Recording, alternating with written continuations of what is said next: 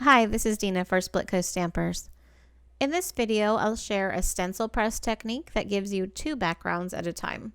I'm going to start by taping a panel of cardstock to the back of my stencil using washi tape.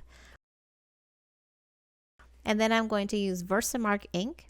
And in this step, I want to create an even coating of ink on the stencil, as well as pushing the ink through the stencil onto my cardstock panel. When that's done, I'll remove the cardstock carefully.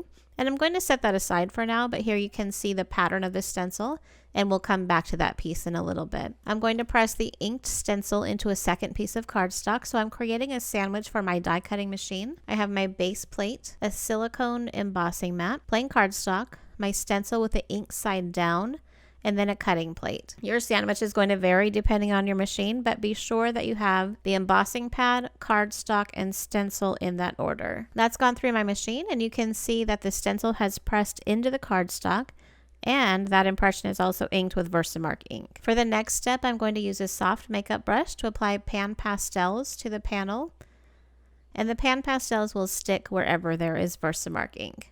I love how easy that is and how clean the impression is too. If you have other pastels or chalks or perfect pearls, those will work as well. I'm going to do the same thing on the panel I inked and set aside. And on this panel, you might want to let it sit a while longer to let the ink dry just a little bit.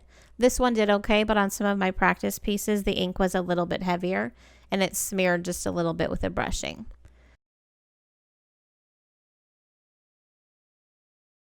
Anyway, with the two backgrounds, we end up with positive and negative stenciling, which is pretty cool.